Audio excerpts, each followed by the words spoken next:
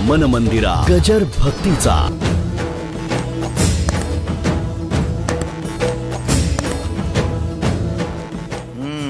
सगळेजण वाट बघतात केव्हा 5 दिवसाचा गणपती केव्हा होता. आणि त्यात दोघा तिघे जावा बिवा असला की नाही जिच्या घरी. कारण का गंमत काय अशोकराव, मला अजून काही कळलं नाही. काय कळलं नाही ते सांगतो. वाटणी जेव्हा होते ना, इस्टेटीची वाटणी बरोबर, पण देव फक्त मोठ्याकडे.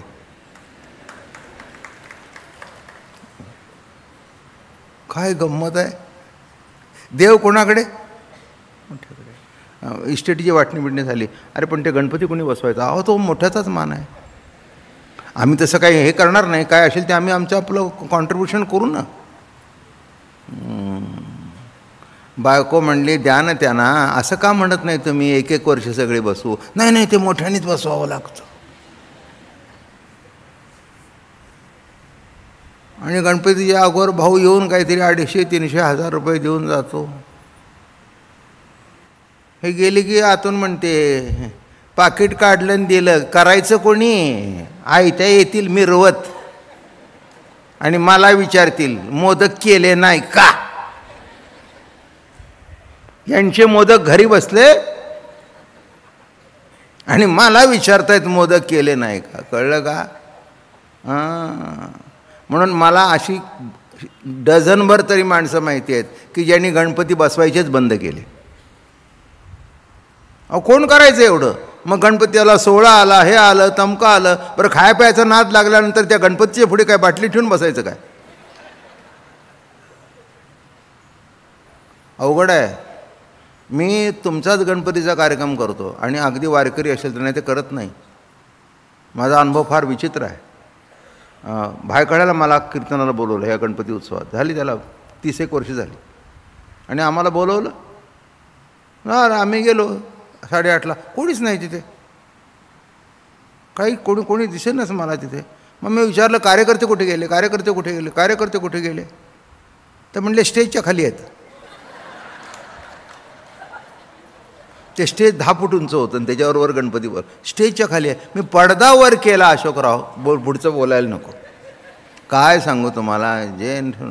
अरे बा आम्हाला तुम्ही एवढं लवकर याल हे करून. मला म्हटलं अगदी वेळेपर्यंत तुम्ही पीत बसाल हेही मला माहिती नव्हतं. आणि तसाच गाडीत बसलो आणि कीर्तन न करता परत आलो. ज्या गणपतीला खालून दूर दारूचा जातोय तिथे कीर्तन तरी आम्ही काय करावं?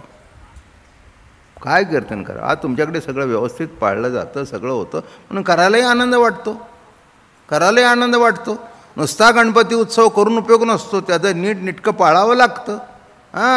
ते दम मारून वर्गणी कामा काढायची हा भाग आहे. ते काय गणपतीचं प्रेम आहे का? गणपतीचं प्रेम बिलकुल नाही आहे. आलं का लक्षात? असेल ना. मला एक आता महत्त्वाचं सांगतो. ज्यांच्या हे बघा, गणपती हा व्हेजिटेरियन देव आहे.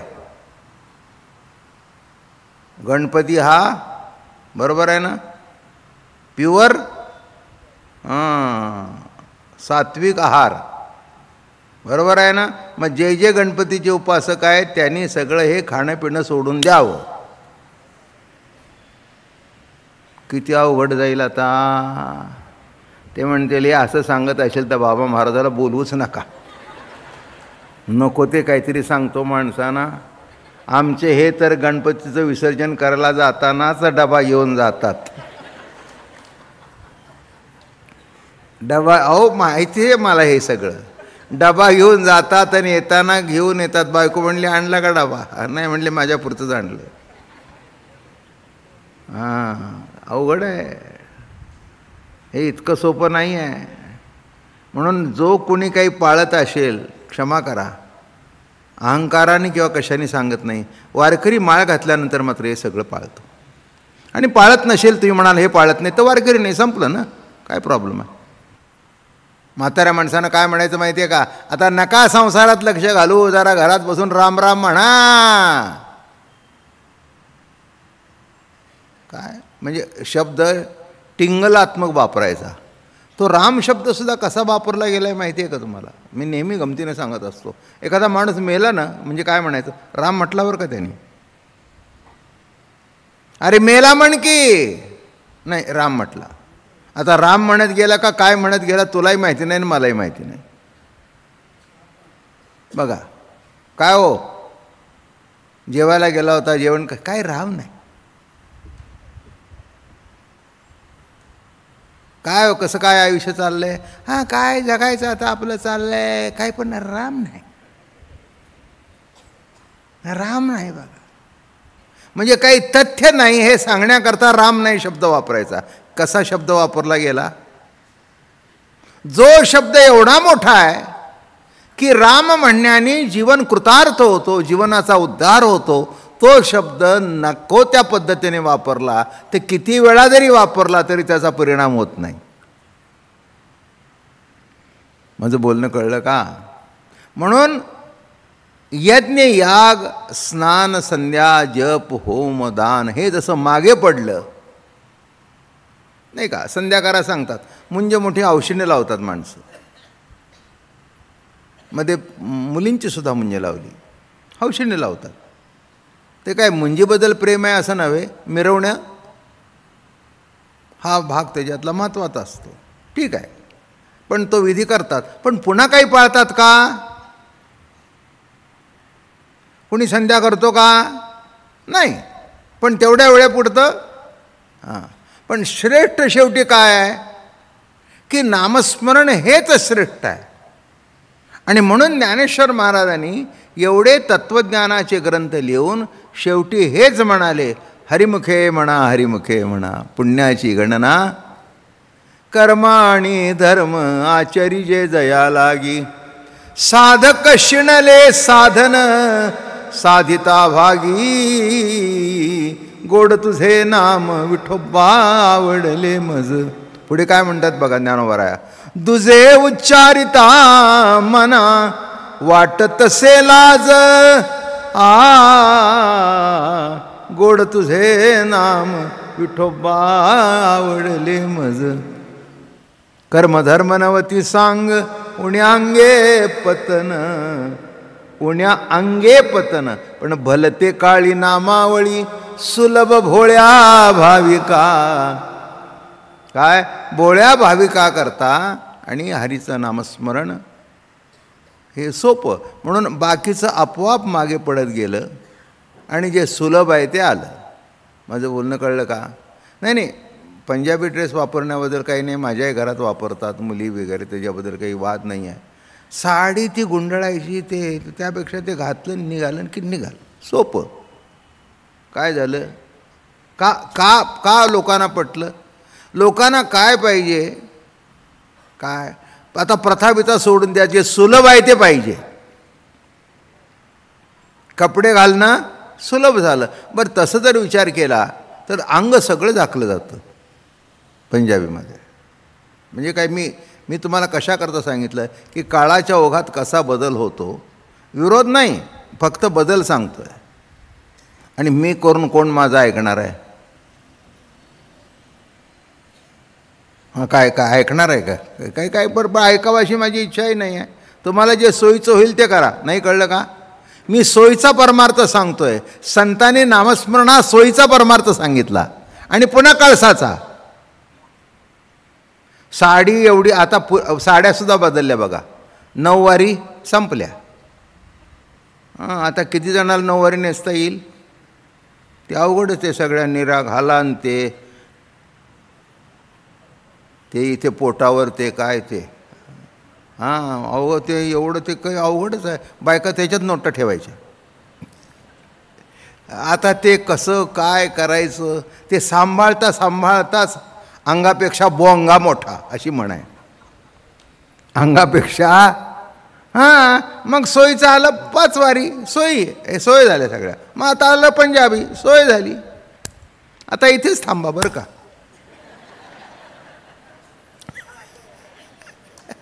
नाही, मला जे आपलं पटलं तेवढं मी सांगितलं, इथेच थांबा. काय सोय?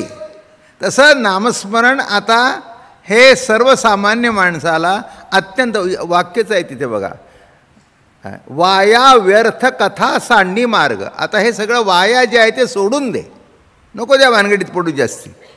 काय म्हणून पोळी बायकांना लाटता येते, पण भाकरी म्हटलं तर ते कोण मळायचं पीठ थापायचं? अवघड आहे हो. काय भाकरी करणाऱ्या बायका इकडे पुणे भागात वगैरे भेटतात, मुंबईला भेटतच नाहीत. इतकं अप्रूप त्यांना, इतकं अप्रूप. आमच्या चिन्मय महाराजांचे चुलते अमेरिकेला असतात बरं का. अहो त्यांना आलं की आय वॉन्ट भाकरी, आणि ते भाकरी तुम्हाला सांगू तव्यावरची गरम गरम तसंच खातो. ओ व्हॉट फाईन. आपल्याला वाटेल असं का करताय, पण तिथे मिळतच नाही ना. ब्रेडसुद्धा सुका खातात, तसं हा भाकरीसुद्धा सुकीच खायची. कळलं का तुम्हाला? जे मिळत नाही ते अप्रूप. माझं म्हणणं कळलं का? म्हणून सुलभ. आता कशी ती भाकरी थावायची, ती तिकडची आली, ती बघितली, ती म्हणले फुकतं कसं? म्हटलं पंपनी हवा मारतो त्याच्यात.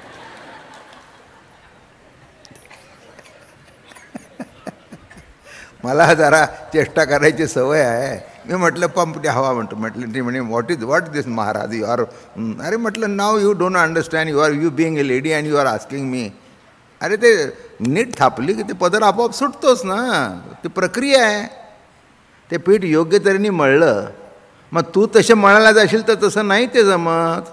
आमच्या घरातल्या पोरींनासुद्धा हळूहळू तयार होते, भाकरी चटकन तयार होत नाही. त्या हातालासुद्धा कळलं पाहिजे की हे पीठ तयार झालं, हे हाताला कळतं. हां, मी मागे तुम्हाला सांगितलं होतं ना, एकीचा नवरा म्हणाला आपल्याला भाकरी करू. अशोकराव, हे माझ्या डोळ्याने बघितलेलं आहे बरं का. एक उदाहरणं, नमुनेबाज माणसं. मग त्या पोरीनं तर ज्वारीचं पीठ आणलं, ते पीठ घेतलं, परात घेतली. मग ते नव्हतं घरात, ती परात होती, ती आणली. मग भाकरी घेतली, पाणी घातलं. आता पीठ 2 माणसाला किती 2 भाकरीला लागतं, एवढं घेतलं, त्याच्यात पाणी घातलं. ते इतकं घातलं, ते पातळ घातलं झालं. मग पुन्हा पीठ घातलं, मग घट्ट झालं म्हणून पुन्हा पाणी घातलं, ते एवढं पीठ झालं. आणि एवढं करून शेवटी त्याची एकही भाकरी झाली नाही. थापता तरी आली पाहिजे ना. कळलं? मी काही कशाकरता सांगतो की कालबाह्य झालं. पुष्कळच्या ठिकाणी संध्याकाळी ते ब्रेड आणतात, भानगडच नको, पोळी नको आणि भाकरी नको. कालमानानुसार जे सुलभ आणि सोपं, तसं कर्मकांड हे अवघड झालं. सर्वसामान्य माणसाला ते जमेना. पण कुठेही बसून जय जय राम कृष्ण हरी, जय जय राम कृष्ण हरी, जय जय राम कृष्ण हरी, जय जय राम कृष्ण हरी. ज्ञानदेव म्हणे नाम हे सुलभ आणि सर्वत्र दुर्लभ विरळा जाणे. ज्ञानदेव म्हणे नाम हे अरे बाबा सुलभ आहे. आणि म्हणून या ठिकाणी म्हणाले हा असा जो नाम आहे, तो जो हरी आहे, एक हरी आत्मा जीवशिवाच्या ठिकाणी सम आहे, विषम नाही. कोणामध्ये इथे विषमभाव केलेला नाही. केला आहे का? नाकाच्या ठिकाणीच नाक आहे, साईजमध्ये फरक असेल. कानाच्या ठिकाणी कान आहे, ओठाच्या ठिकाणी ओठ आहे. कुठे फरक आहे? समत्व आहे. काय पण थोडं फरक केला आहे त्यामुळे ते ओळखू येत आहेत. सगळे एकसारखे नाहीत. पण नाकाची जागा बदलली आहे का? छातीच्या ठोक्याची जागा बदलली आहे का? कोणीही असू दे, बुटका असू दे, उंच असू दे, काही असू दे, जी जागा आहे ती ठरली आहे. समत्व आहे, समत्व आहे. जीवाच्या ठिकाणी एक हरी आत्मा, जीव आणि शिव या दोन्हीच्या ठिकाणी समत्व आहे. व्यवहारातला राव आणि रंक दोघालाही भूक लागते आणि दोघांनी तेच अन्न खाल्लं तर याचा जाड भात असेल किंवा भीक मागितलेला असेल, पण भीक मिळते ती भाकरीचीच मिळते ना. राजालाही भाकरीनेच पोट भरत होतं, याचंही भीक मागितलेल्या भाकरीनेच पोट भरतं. म्हणजे पोट भरायचं जे साधन आहे ते एकच आहे, समत्व आहे. सगळ्यात समत्व आहे. म्हणून एक हरी आत्मा. आता एक महत्त्वाचा मुद्दा सांगतो, बाकीचं सोडून द्या. असा कोण आहे समत्व? बघा कसं आहे की कुणाला सुख नको आहे. आहे ना समत्व. इथे एवढे मंडळी जमलीत, एकाने तरी हात वर करून मला सांगा की बाबा महाराज आम्हाला सुख नको आहे. अहो सुखा करता तर माणसं मरतायत. नाही मरतात सुद्धा कशा करता? सुखा करता. की जगून मिळत नाही, निदान मरून तरी सुटावं. कळलं का? सुख